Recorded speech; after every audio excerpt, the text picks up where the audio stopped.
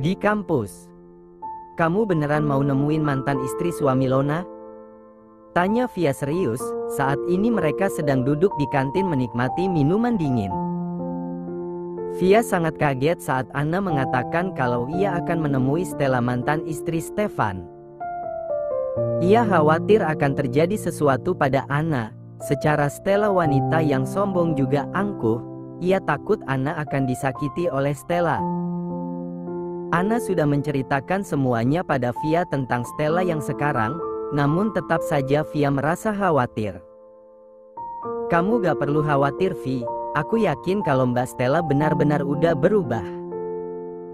Kami tahu, sekarang dia menjadi wanita yang lembut juga baik. Aku bisa melihatnya itu. Ya sudah, terserah lo aja nah. Gue harap lo gak diapa-apain sama dia. Balasnya tersenyum. Dan seperti janjinya, Stefan mengantarkan Anna ke suatu tempat di mana Anna dan Stella janjian. Lebih tepatnya Anna meminta Stella bertemu. Melihat seorang wanita cantik yang sedang duduk sendiri, Anna datang menghampiri. Ya, wanita itu adalah Stella. Dia duduk di sebuah kursi yang ada di taman menunggu kedatangan Anna. "Mbak," sapa Anna tersenyum sembari duduk di sebelah Stella. "Udah lama ya nungguin aku?" tanya Anna sungkan. "Hina. Enggak kok, baru aja," balas Stella tersenyum. "Bagaimana kabar Mbak dan Debay?" Anna mengelus perut Stella. "Baik nah, semua baik. Ini semua berkat kamu, makasih banyak ya." Stella tersenyum tulus. "Jangan berterima kasih begitu Mbak, Anna gak ngelakuin apapun untuk Mbak," balas Anna tersenyum. Kemudian suasana hening beberapa saat, di antara mereka tidak ada berbicara lagi. Pandangan mereka hanya tertuju lurus ke depan, hingga akhirnya Stella angkat bicara. "Oh ya, kamu ngajakin Mbak ketemu ada apa?" Stella penasaran kenapa Anna mengajaknya ketemuan. Anu Mbak." Anna merasa gugup untuk bicara. "Dari mana aku harus memulainya ya?" Batin Anna bingung, tiba-tiba saja nyalinya menciut. Padahal dari tadi ia begitu yakin untuk bicara. Anna menghela nafas berat, berharap jika omongan yang keluar dari mulutnya nanti tidak membuat Stella marah. Aku mau memberitahu Mbak sesuatu rahasia," ucapnya lirih. Ia menelan selaivanya gugup. Bicaralah," Stella mempersilahkan. Sebenarnya aku sudah menikah dengan Mas Stefan sebelum Mbak menikah dengannya." Anna bicara dengan satu nafas. Ia menghela nafas kecil saat kata itu keluar dari mulutnya. Ia menoleh pada Stella yang hanya diam melihat lurus ke depan. Tidak ada raut wajah terkejut bahkan marah. Anna merasa sangat bingung dengan ekspresi Stella saat ini. "Mbak," Anna menyadarkan Stella. Bagaimana bisa kalian menikah?" tanya Stella datar dan pandangannya masih lurus ke depan. "Kami menikah karena sebuah insiden." Anna menceritakan semua kisah mengapa ia bisa menikah dengan Stefan, juga dibawa ke rumahnya sebagai pembantu. Anna bercerita sambil menatap Stella, namun Stella hanya melihat lurus enggan menoleh pada Anna. Entah apa yang dipikirkannya saat ini, apakah dia marah atau tidak. "Begitulah Mbak cerita sebenarnya," ucap Anna, namun Stella masih diam. Anna benar-benar takut dengan diamnya Stella. Stella menghela nafas kasar, menghirup udara kemudian menghembuskannya kasar. "Saya sudah tahu semuanya," ucap Stella yang membuat Anna membelalakkan matanya. Anna membungkam mulutnya dengan tangannya. Ia merasa syok dengan apa yang dikatakan Stella. Maksud Mbak?" Anna memastikan. "Saya mengetahui hubunganmu dengan Stefan. Saya tahu kalau kalian sudah menikah." Dek! Jantung Anna seperti meloncat dari tempatnya mendengar jika Stella sudah mengetahui hubungannya dengan Stefan. Tapi kenapa Stella diam saja? Kenapa dia tidak marah? Anna bertanya-tanya dalam hati. Kamu pasti kaget kan? Stella menatap Anna lekat. Anna hanya diam tidak menjawab pertanyaan Stella. Saya mencari tahu saat Stefan pergi saat malam pertama kami, dan saya mendapatkan informasi jika Stefan sudah menikah denganmu. Stella menjeda ucapannya. Kamu tahu, saat itu saya sangat marah. Ingin sekali saya menghabisimu saat itu juga. Saat itu saya ingin menyusul kalian saat itu juga, tapi kejadian yang tak diinginkan terjadi. Saya mengetahui jika saya sedang hamil. Hatiku kalut saat itu. Saya merasa takut jika Stefan semakin membenciku. Saya coba meminta pertanggungjawaban Brian meski ini bukanlah anaknya, tapi saya merasa jika Brian pasti akan percaya, namun tidak. Brian tidak mempercayainya. Saya bertambah kalut, ternyata pria yang benar-benar mencintaiku pun tidak bisa menerima diriku yang kotor ini. Akhirnya aku mencoba pura-pura seolah tidak terjadi apapun di hadapan Stefan. Saya berharap Stefan tidak tahu kehamilanku sampai nanti aku menggugurkannya. Tapi nasib tidak berpihak padaku. Stefan mengetahuinya, dan disinilah kehancuranku. Aku benar-benar hancur. Tidak ada seorang pun yang bisa menerimaku, bahkan orang tuaku sekalipun. Aku nekat ingin mengakhiri hidupku, dan kamu pun datang menolongku, Anna. Kamu datang membawa cahaya di kehidupanku. Kamu menyadarkanku.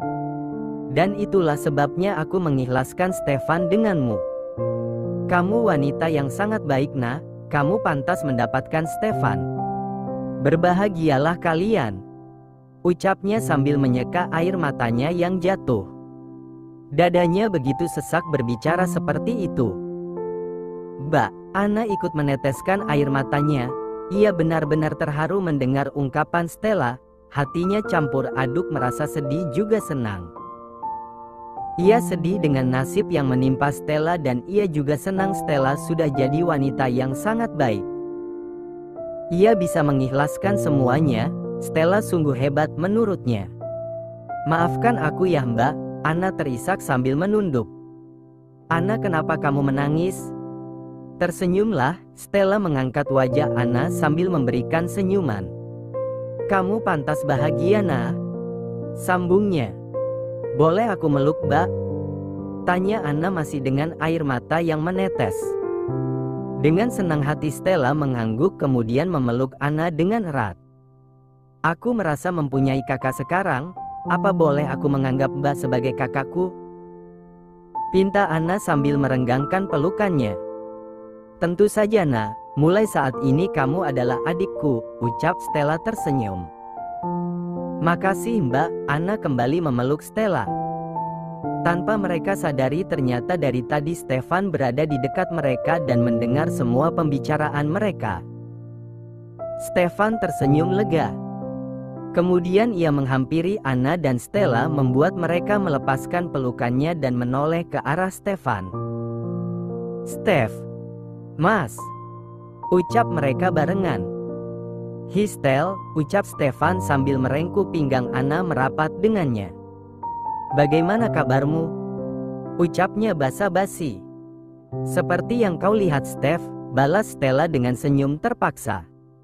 Terima kasih untuk semuanya, Stel, sambung Stefan. Stel, bergabunglah dengan perusahaan papaku, hanya dengan ini saya bisa membantumu, ucap Stefan. Tidak perlu, Stef, aku udah nyaman seperti ini. Mbak, aku mohon Mbak terima ya. Mbak tidak boleh menolak permintaan adikmu ini. Timpal Anna tersenyum. Baiklah, akan aku pikirkan. Tidak boleh mikir lagi, Mbak. Pokoknya besok Mbak sudah bergabung dengan perusahaan papa, sambung Anna tegas tanpa mau ditolak. Di sisi lain Via sedang mengumpat. Ia menepikan mobilnya di pinggir jalan karena ban mobilnya bocor. Aes, kenapa bisa bocor sih? Umpat Via sambil menendang ban mobilnya. Au, pekiknya sambil mengusap kaki, merasa sakit karena menendang ban mobil. Ia mengambil handphonenya untuk menghubungi bengkel. Lowbat lagi. Keluhnya merasa sial. Via melihat sekeliling mencari seseorang untuk meminta bantuan, tapi tidak ada orang yang lewat, hingga kemudian ada sebuah mobil yang melaju mengarahnya. Ia melambaikan tangannya menghentikan mobil itu dan mobil pun berhenti. Top, top, top. Via mengetuk kaca pintu mobil membuat sang empunya mobil keluar. Netra Via membola melihat siapa yang keluar dari mobil itu. Jantungnya berdegup kencang merasa terpesona dengan sosok pria yang barusan keluar dari mobil. OMG ganteng banget, ucapnya dalam hati mengagumi pria tersebut. Wajah tampan, tubuh tinggi tegap, ototnya tercetak jelas di balik kemeja yang ia pakai, sungguh pemandangan yang indah menurut Via. Ada apa? Tanya pria itu membuat Via tersadar dari lamunannya. Ini tuan, mobil saya bannya bocor, bisa bantuin ganti ban, ucap Via semangat. Pria itu mengernyitkan dahinya. Kamu pikir saya tukang bengkel? Jawabnya kesal karena diminta mengganti ban mobil. Ia hendak kembali masuk dalam mobilnya namun dicegah oleh Via. Via memegangi lengannya. Tunggu dulu tuan. Via memegangi lengan pria itu dan langsung mendapat tatapan tajam dari pria itu karena berani menyentuhnya. Via yang paham langsung melepaskan tangannya. Jika tidak, pinjamkan ponsel tuan agar saya dapat menghubungi sopir saya di rumah. Ucapnya memelas sambil menangkupkan kedua tangannya. Pria itu menghela nafas kasar kemudian mengeluarkan ponselnya dari saku celana. Ia memberikan pada Via. Dengan cepat Via menghubungi sopirnya agar bisa menjemputnya, kemudian ia mengembalikan ponsel pria tersebut. Makasih tuan, ucapnya sambil mengembalikan ponsel. Siapa nama tuan? Tanya Via namun tidak digubris oleh pria itu. Pria itu langsung masuk mobil dan melajukan mobilnya. Ya Tuhan, dia sungguh tampan. Apakah dia jodoh yang kau kirim untukku? Gumamnya tersenyum sambil netranya yang masih melihat mobil yang melaju semakin menjauh. Stefan dan Anna sudah sampai di rumah. Ia memarkirkan mobilnya di halaman, tidak memasukkan garasi karena ia akan keluar setelah mengantar Anna masuk ke dalam rumah. Apa Mas akan kembali lagi ke kantor? Tanya Anna sambil mendudukkan bokongnya di kasur. Saat ini mereka sudah di dalam kamar. Iya sayang, ada kerjaan yang harus Mas selesaikan, jawabnya yang ikut duduk di sebelah Anna. Kenapa Hem? Stefan merapikan rambut Anna menyelipkannya di belakang telinga. Nggak apa, aku pikir Mas gak pergi lagi, ucap Anna cemberut. Kamu mau Mas tetap di sini? Stefan mengangkat dagu Anna dan menatap mata Anna dengan lekat. Kini jantung mereka berdegup sangat kencang dalam posisi seperti ini. Tatapan mereka beradu menyiratkan kerinduan.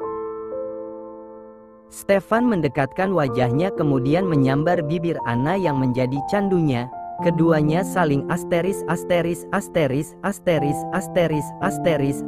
serta memagut dan bertukar selaiva, hingga olahraga panas pun kembali terjadi pada pasangan suami istri itu. Stefan yang hanyut dalam gairah melupakan niatnya untuk kembali ke kantor, bahkan ia mengabaikan ponselnya yang dari tadi berdering. Ceka. Andre berdecak melihat panggilannya tidak diangkat oleh Stefan. Kebiasaan jika sudah bersama istrinya pasti melupakan segalanya. Gumam Andre kesal kemudian kembali ke ruangan Stefan dan mengambil berkas-berkas yang akan mereka selesaikan. Ia membawa berkas-berkas itu untuk diantarkan pada Stefan. Andre memarkirkan mobilnya di rumah keluarga Stefan.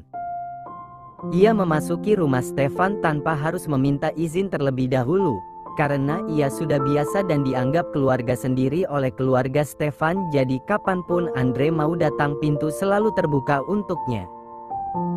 Ia masuk langsung menuju ruang tengah. Bikwati yang melihat Andre datang langsung menghampiri. Tuan Andre, silahkan duduk dulu Tuan. Tuan Stefan lagi di kamar bersama istrinya, ucap Bikwati yang sudah tahu pasti Andre akan menemui Stefan. Iya Big, saya akan tunggu di sini, jawab Andre sambil duduk.